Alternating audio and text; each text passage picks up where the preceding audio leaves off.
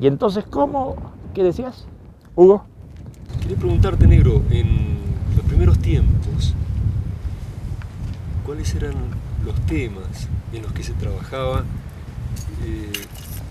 cuando todavía aquí por Sudamérica, ¿no? Estábamos con esos estudios, trabajo, cuál era la bibliografía? La cosa empezó con unos pocos politólogos, porque de esa Facultad de Ciencias Políticas y Sociales salieron también los primeros amigos que nos acompañaron en todos estos trabajos. Entonces también había algún politólogo y había también algunos antropólogos. Y por supuesto gente común que estaba en sus ocupaciones, en sus distintas cosas. Al iniciar nuestros estudios en esas especies de retiros, nos interesamos vivamente por el estudio de la situación sociopolítica de aquel momento histórico. Un poco por la formación de la gente que formaba esos grupos y otro poco porque veíamos que existía cierta urgencia, se estaban produciendo una cantidad de fenómenos de descomposición social, unos cambios en todos los sistemas de aquella época que anunciaban el crecimiento de la violencia, claramente. Después ya se vio en forma con el guerrillerismo y se vio con las represiones militares y todo aquello.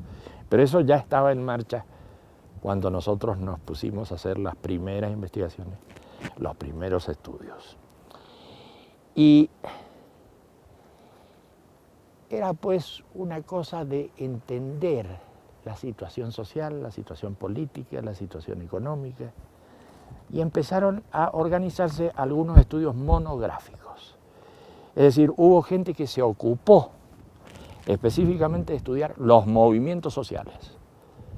Otra gente hizo recopilación de materiales y síntesis grandes, algunas muy bien hechas, sobre los partidos políticos. Y otra gente empezó a estudiar la situación general de lo que iba ocurriendo en América Latina, que era lo más próximo a nosotros. Así que los primeros estudios que se hicieron fueron de esa naturaleza. Lógicamente, ya estábamos siguiendo la línea de lo que se veía en la mirada interna y demás. Estábamos viendo otro tipo de fenómenos aparte de lo que crudamente se podía ver en la realidad sociopolítica inmediata. Otros fenómenos mucho más subterráneos, pero muy importantes, que empezaban a aflorar. Me estoy refiriendo a ciertos cambios que hoy llamaríamos psicosociales, es decir, cambios en la mentalidad colectiva, aparte de lo que se conformaba política, económica, socialmente, en la superficie, empezábamos a ver una cantidad de cambios psicosociales que no se veían en la punta del iceberg. Estaban trabajando afuera, pero estaban trabajando. Entonces, claro, nosotros también nos ocupamos, ya en esas mismas épocas, de hacer algunas monografías y algunos estudios de antropología filosófica, antropología, y de estudios de creencias populares, mitos populares, modificaciones en las corrientes religiosas que se estaban viendo en América Latina. Es decir, era un trabajo el nuestro en el que de algún modo conectábamos lo que sucedía en la superficie, que le llamamos lo político, lo económico, lo politológico, y lo que ocurría en la conciencia social, pero subterráneamente. Nosotros suponíamos que eso se iba a ir expresando cada vez con más fuerza, iba a ir produciendo desplazamientos más grandes. Así que prácticamente nos movíamos en esas dos coordenadas, las coordenadas de la psicosociología y las coordenadas de la politología, si queremos ponerlo en difícil. Sí, claro. Pero estudiábamos ese tipo de cosas. Y cuando pasamos después a Europa, Sí. ¿seguimos trabajando en esas temáticas? Seguimos trabajando siempre en lo que empezamos a trabajar en algunos puntos, lo seguimos trabajando después. Pero cuando pasábamos de una etapa a otra, la anterior no desaparecía. Claro. Se seguía trabajando y se sumaba otra que era la que se ponía de moda, por así decir. ¿No es cierto? Y así fuimos pasando por varias etapas hasta que terminamos los trabajos y los estudios de los centros de estudio, centros de trabajo, los lugares de retiro, etc. Pasamos por unas 2 o 3 etapas. En Europa ya estábamos trabajando mucho más intensamente porque necesitábamos contar con aparaterío adecuado para esas investigaciones. Estábamos trabajando también en la cosa psicosocial, pero ya en unas investigaciones bastante extrañas, por así decirte. Eran las investigaciones del fenómeno paranormal. Se trabajó y se estudió mucho el fenómeno paranormal. Había un aparaterío bastante sofisticado y bastante complicado para la época. Nos equipamos suficientemente en Corfú y tomamos la bibliografía y algunos contactos que existían de gente que estaba estudiando esos problemas, particularmente lo que estaban estudiando en la Universidad de Duke, a través de unos señores, Ryan y Prats, que terminaron siendo básicamente un fraude. Así que ya empezamos mal con la investigación de los fenómenos paranormales. Por otro lado, las investigaciones de Vasiliev en Rusia eran importantes, pero estaban mal controladas. De manera que viendo lo que sucedían en los lugares más importantes, digamos, de esas investigaciones, empezamos a hacer las investigaciones por nuestra cuenta. Y empezamos a ver que el control de la prueba era algo muy difícil de hacer. Entonces encontramos una cantidad de errores que ellos no veían, entre otras cosas porque la psicología con que ellos contaban no advertía lo que significaba la traducción de un impulso a una imagen, en fin, cosas complicadas. Pero empezamos a controlar todo eso y después de largo tiempo del trabajo sobre el estudio paranormal, después de largo tiempo, empezamos a alargar, por así decir, misiones, es decir, gente que iba a ciertos lugares a hacer investigaciones de campo. Porque estas cosas terminan sabiéndose. Se sabe que en Filipinas hay unos señores, unos healers, que son curadores, que tocan al paciente y el paciente se cura y parece que le sacan unas vísceras. Bueno, toda esa cosa fraudulenta, la estudiamos, la comprobamos, la fotografiamos por todos lados, construimos todos los aparatos que eran necesarios en la época. Estoy hablando de cámaras Kirlian, de aparatos de resistencia galvánica de la piel, aparatos electromielógrafos, etc. Y por el otro lado, con esas investigaciones de campo, fuimos haciendo comprobaciones de casos extraordinarios que en la mayoría de las veces eran fraudulentos. Entonces nos iba cerrando el campo. Por un lado teníamos los errores de los rusos, por otro lado teníamos la cosa fraudulenta de Rhine y sobre todo de Pratt, más que de Rhine. Y por otro lado hacíamos investigaciones si es que existían fenómenos extraordinarios fuera del laboratorio. Y eso que estaba fuera del laboratorio normalmente era trucado. Así que se nos cerró mucho el campo. Y nos limitamos a nuestras investigaciones. Eso sucedió en Europa, pero mucho tiempo. Después, al volver a América, fue una investigación que duró como 4 o 5 años. Y la bibliografía que nosotros producimos fue una bibliografía interna, nunca lo publicamos. Pero esos son materiales con los que contamos. Volvimos a América y luego de hacer esas comprobaciones por todos lados y de investigarlos, llegamos a la horrible conclusión de que el fenómeno paranormal no aparecía nunca. No aparecía. Por lo menos, con esa forma de investigar las cosas, el fenómeno paranormal nunca pudimos comprobarlo. Entonces, pusimos al fenómeno paranormal en el costado cuando se trataban de dar explicaciones espiritualistas o explicaciones especiales, explicaciones que contemplaban el fenómeno de los ovnis y todo aquello, los pusimos de costado. Los pusimos, dirían algunos otros estudiosos, los pusimos en epogé, los pusimos entre paréntesis, porque nosotros no tuvimos ninguna comprobación y lo que existía en el sistema no era fiable. Así que ya ves, esa fue una investigación que se agregó a lo que veníamos trabajando sobre el fenómeno politológico y el fenómeno psicosocial. Esto tenía mucho que ver con el fenómeno psicosocial. Se producían perturbaciones muy grandes con estas historias de dimes y diretes, de rumores, de ovnis, de cosas raras. Y bueno, para mucha gente era una curiosidad, pero para nosotros era bastante importante comprobar que aparecían todos esos fenómenos. Así que nuestras investigaciones fueron muy variadas.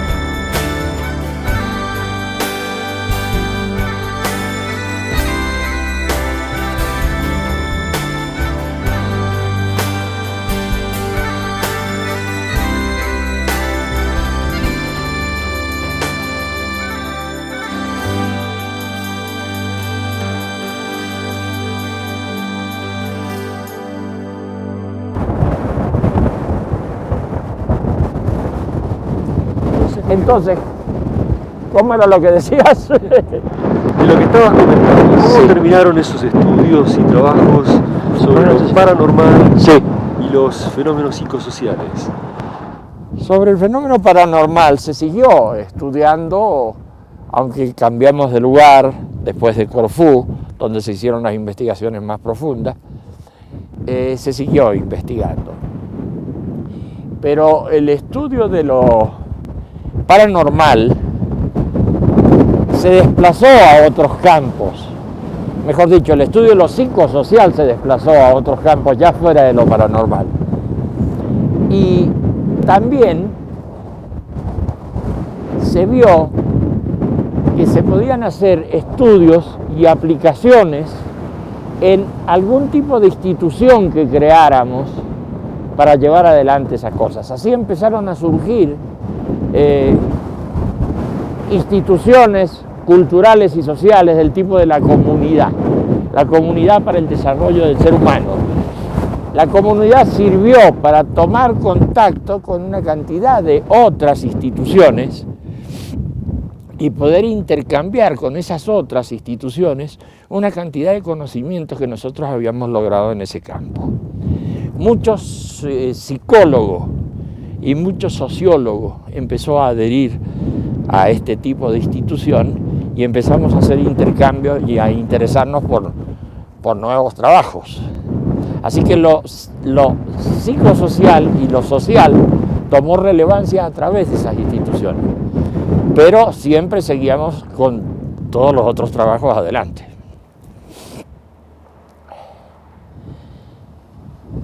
Sí, eso es lo que puedo comentarte sin complicar la cosa. La otra línea de los politólogos Sí. también se convierte en una acción que se va concretando de algún modo, se retoma y se concreta en una acción. La cosa de los politólogos y todos ellos, sí, también, así como existía la comunidad y empezaba a conectar gente de ciertos sectores, de estudiosos y demás, empiezan a formarse ciertas organizaciones sociales y políticas. Aparece el Partido Humanista, por ejemplo, que empieza a desplegar todas sus actividades en el campo francamente político, así como lo otro. Y es más, de la Comunidad para el Desarrollo Humano, de esa institución, se hacen los primeros pasos para constituir los partidos humanistas. Eso es muy extraordinario. ¿Qué pasa con el Partido Humanista y demás? Lo que pasa es que las investigaciones que se habían hecho y los estudios que se habían hecho hacía mucho tiempo atrás empiezan a fructificar ahí y es muy fácil para todos estos amigos crear su plataforma, hacer sus desarrollos. Tienen su bibliografía también, porque mis libros tratan sobre todo ese tema, así que están suficientemente pertrechados para iniciar una acción política y una acción social. Así empieza a desarrollarse todo eso que es muy conocido ya en la periferia de este movimiento en marcha. Eso es lo que puedo contarte sin complicar enormemente todas estas cosas. Es solo aquello de la imagen, de la teoría de la imagen. Sí, la teoría de la imagen fue una consecuencia de los estudios psicológicos, porque fue algo inesperado en realidad. Al andar cuidando, tomando muchos recaudos para que las pruebas que nosotros hacíamos se pudieran demostrar bien, para que no hubiera errores, tuvimos que estudiar demasiados detalles. Y al estudiar esos detalles empezamos a ver fenómenos de traducción de impulsos y cosas semejantes, y empezamos a estudiar la imagen. Ahí se desarrolla la teoría de la imagen. La teoría de la imagen da lugar a la teoría del espacio de representación. Y eso es una teoría psicológica compleja que hoy unos pocos ya están incorporando al ámbito de lo oficial en materia de psicología. Eso sí, eso ocurre con la teoría de la imagen y con la teoría de la traducción de impulsos. Sí, por supuesto. Así que no se paró eso de ninguna manera. Estábamos hablando, hace un poco tiempo, estábamos hablando de lo que había pasado en el campo de lo social. Claro. A través de la comunidad, a través de los partidos, etcétera. Sí, pero no se dejaban de lado las otras investigaciones. Claro que siguieron y siguieron adelante y siguieron fuerte. Eso es así.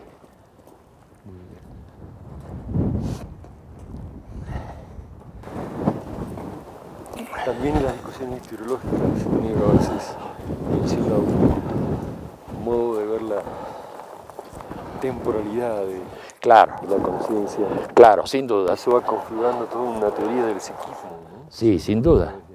Sí, pero eso es parte de contribuciones al pensamiento. Claro. Contribuciones al pensamiento está formado por la teoría de la imagen por un lado, un acercamiento a la psicología, y por el otro lado a la historiología. Son como dos volúmenes que integran uno solo. Sí.